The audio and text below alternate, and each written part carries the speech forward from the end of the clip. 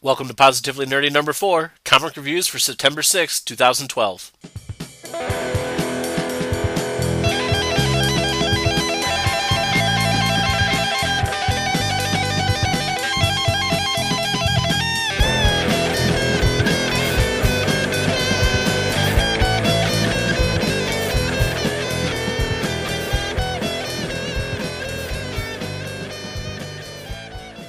Welcome everyone once again to Positively Nerdy. Thank you for joining me.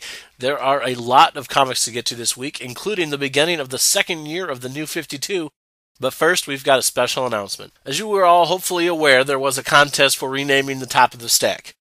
However, we only received a few entries, and I've kind of canceled the contest, and the top of the stack will remain the top of the stack for now.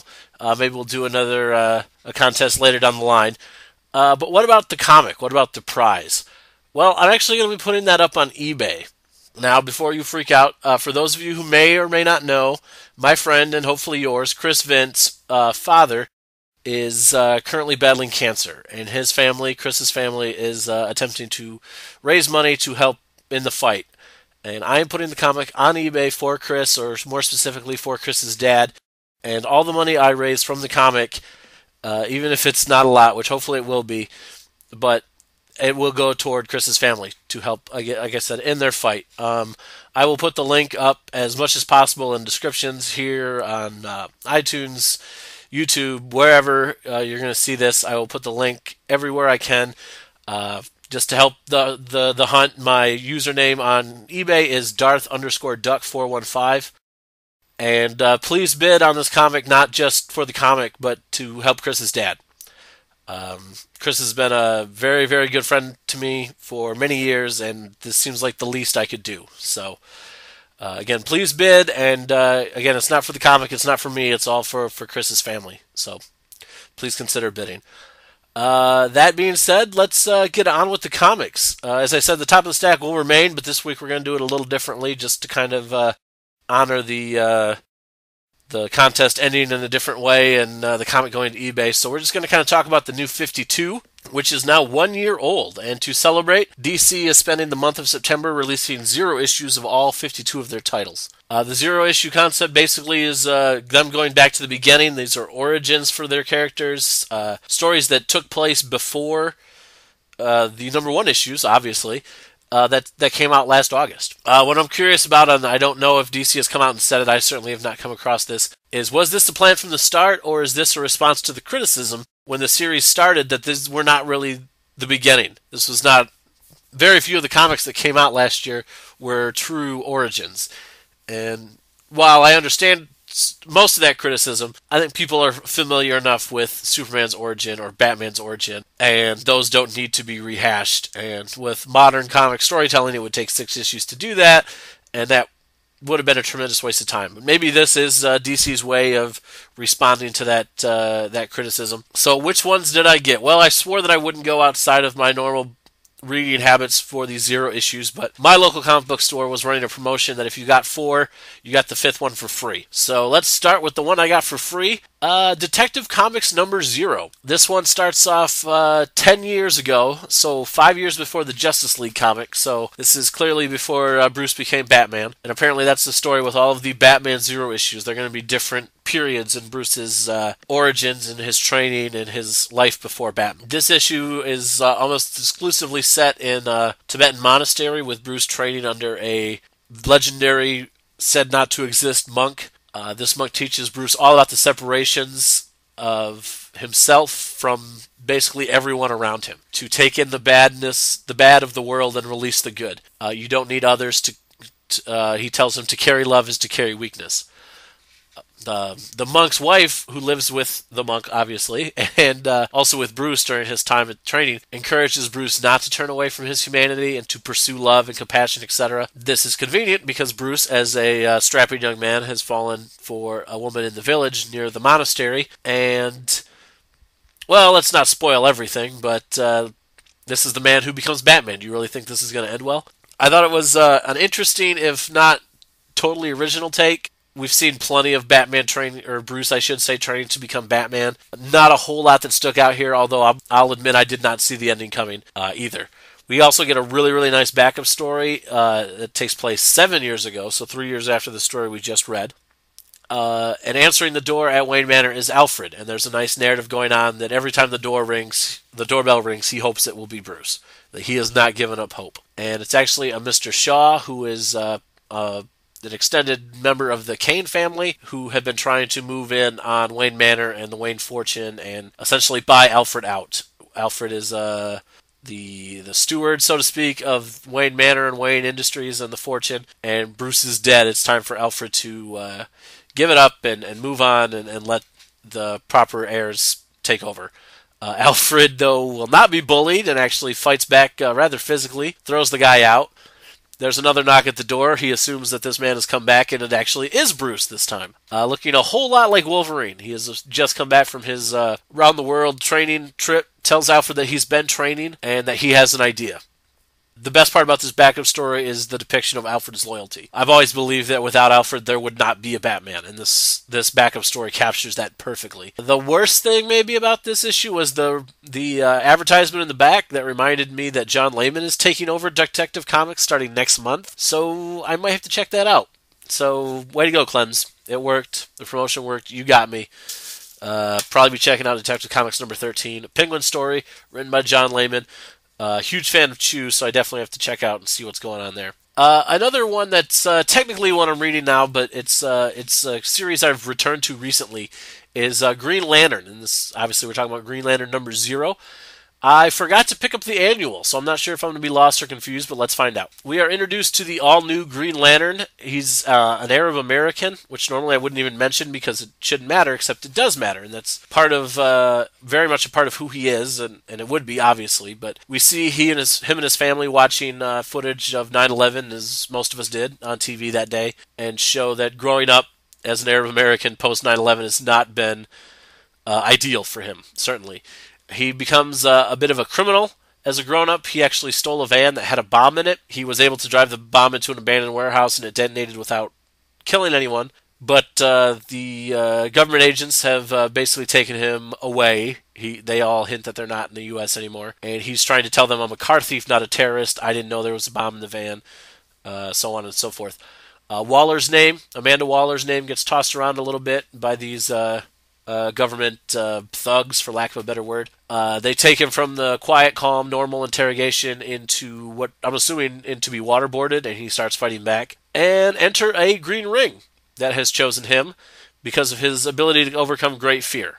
There are a few error messages that pop up in the ring's caption, when it tells you like what the ring is saying. There's a few error messages that pop up there, so I'm not really sure what's going on with that. The emergence of the Green Ring certainly attracts attention. Cyborg among them, who reaches out to Batman to discuss this new Green Lantern ring that has emerged and if anybody knows where Hal is since he quit the League. We then cut to Hal and Sinestro ringless and in this dark blackness. So apparently I did miss something in the annual. Another thing I missed, apparently these Zero issues are supposed to be Origins, taking place before issue number 1. This is very much issue 12 and a half. And really, I guess if you want to throw in the annual is very linear in the storytelling as well. So these are very, very important. Had to have read 12, assumes you're going to read 13, and isn't really the point of the Zero issue. But I suppose at the same time, this is an origin. It's just not Hal's origin Green Lantern number 1. But Green Lantern was the worst of all the DC series to not embrace the change. They kept their status quo exactly as it was and just crunched it all down into a tighter time period and moved on. So I definitely like what I read here, and I will continue to read Green Lantern as I have been. But Green Lantern lately has a tendency to reel me in and then very quickly lose me. So we'll see how long that lasts. Moving on to World's Finest number 0. This is very much what you want from a Zero issue, or at least what I want from a Zero issue. We see Robin's first time in action with Catwoman supervising, and Batman finds out later and is not very happy about it. We also see Superman training Supergirl. Lois has already died, and Superman, or Kal-El, refers to Kara as the secret weapon more than once. Essentially, no one knows that she's there, and Superman is bound and determined to keep it that way because of their ongoing fight with Apocalypse. If you read Earth 2 or you're reading the series Earth 2, you know the basics of what happens to the heroes of Earth 2 and how Robin and Supergirl end up on Earth and become Huntress and Power Girl. But this is very much their first meeting. Catwoman and Batman are stepping in over their heads, stopping what they think are regular thugs. Robin comes to avenge the death of her mother, this Earth's Catwoman, and she also goes in over her head. She's obviously just distraught and charges in. Batman signals for Superman, and Supergirl comes instead, and that is where the friendship is formed. So, if you've been reading World's Finest, I've been reading World's Finest, and I've really been enjoying it. And if you have too, you're definitely going to like this Zero issue. World's Finest number 0 gets it exactly right. And speaking of Earth 2, let's keep that train rolling with Earth 2 number 0. We find out that Superman, Batman, Wonder Woman, and the few other heroes of this world have been fighting Apocalypse for 3 years. Which seems strange to me because the battle on Earth, Earth 1, I guess, was over in one battle, really. This is another great look back at the heroes, exactly what the Zero issues are supposed to do. This one does it well as well. And their constant and continuous battle with Apocalypse and Steppenwolf. They talk about Steppenwolf a lot. They never actually mention Darkseid. And I don't know if they've mentioned Darkseid in any of the Earth 2 issues so far. At least to my knowledge, they haven't. Now, this is where you'll have to forgive my ignorance and lack of DC knowledge, but the Trinity is betrayed by a fellow hero, a real Lex Luthor, Maxwell Lord type. His name is Terry Sloan. We actually saw him in a previous issue of Earth 2. I want to say it was might have even been the first issue of Earth 2, taking out Mr. Terrific when he was accidentally teleported to Earth 2. And as I said before, this is exactly what an Zero issue should do. It's a look back, and it also sets up this Sloan guy as a big villain that the currently forming Justice Society, or I'm assuming they're going to be called the Justice Society, is going to have to do battle with. So it sets up, fills in some gaps in the past and sets up the future and makes me excited for it. So can't ask for much more than that. Rounding out the Zero issues is Action Comics number 0. What wonders await us here from the mind of Grant Morrison? The Action Comics has been pretty hit or miss so far, so who knows what could happen. Right off the bat, though, I got to tell you, I'm not a big fan of the art. It's in a painted style, and it just, I don't know, it just doesn't work for me. Some of the action scenes later on in the issue certainly work better, but the talking head stuff, which there's a lot of in this issue, and it's fine.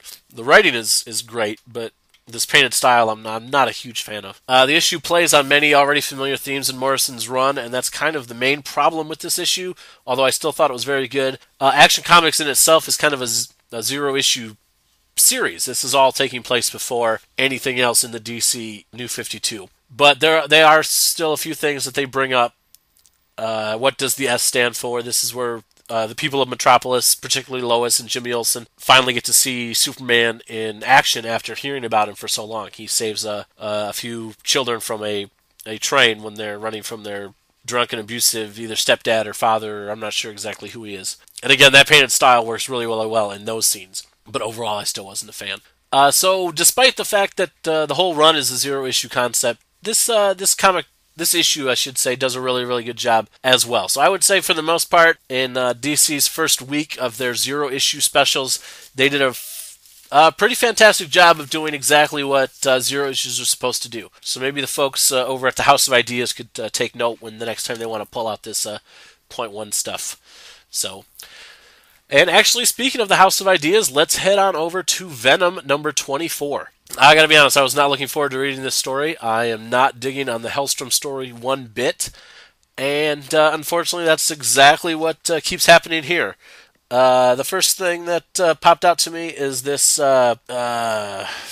reporter. I'm not sure how to describe her. This reporter that Flash has come in contact, named Kathy Kiernan, was brunette last issue and is blonde this issue. Not sure what happened there. Just jumped out at me, and with all the stuff I'm not enjoying going on in the story, she does seem like an interesting character, a nice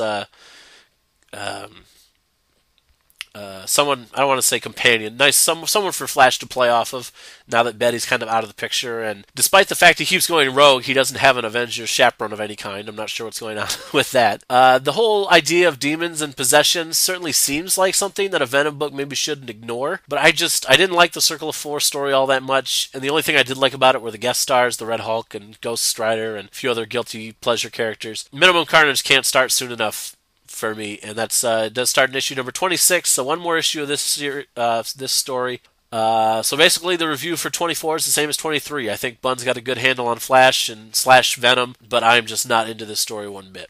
A story and a character and a writer I am very much into is Ultimate Comics SpiderMan number 14.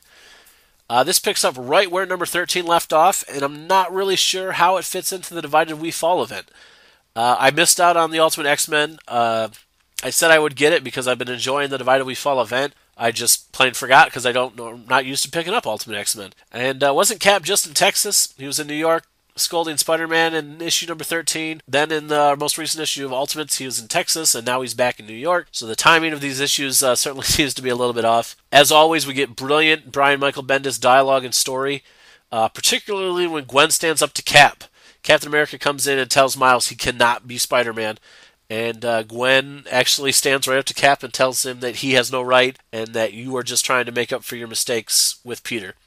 You feel like you let Peter down and you're not going to let it happen again. Miles is kind of torn. He wants to do the right thing. He wants to do what he thinks Peter would do, but he's not sure that going against Captain America is such a good idea, even though Nick Fury told him he could. Cap has to leave because of an emergency, and Aunt May tells Miles, don't do what you think Peter would do what Miles Morales would do. And I thought that was an awesome moment. The support that Gwen and Aunt May have shown toward Miles, I think, is fantastic. We then get Spidey, of course, running off to help Captain America fight the Rhino. A terrific battle. Great artwork by David Marquez. And Spidey takes down the Rhino and earns Cap's respect. I don't think anybody didn't see that coming. And like I said, Ultimate Spider-Man is still, as far as I'm concerned, is still firing on all cylinders. Again, I'm just not entirely sure, aside from a Cap cameo, how this really fits in with Divided We Fall. But if it gets more people reading Ultimate Spider-Man, well, I can't imagine, to be honest with you, I can't imagine that anybody's reading Ultimates and Ultimate X-Men, but not Ultimate Spider-Man. But if there are, and any of them jump onto Ultimate Spider-Man because of this, then I guess it's worth it for that alone. From the Ultimate Spider-Man, we move on to the Amazing Spider-Man, number 693. Spider-Man has already been reduced to being referred to as Alpha's sidekick. The media, being what it is these days, has been swept up in Alpha Mania. I'm not sure that's what they're calling it, but that's what I refer to it as, and hopefully they're not referring to that because that's kind of ridiculous. This issue had a lot of DC references. There was a Lois Lane reference. There was a Boy Wonder reference. Maybe it's just me, but that's really weird. I don't know.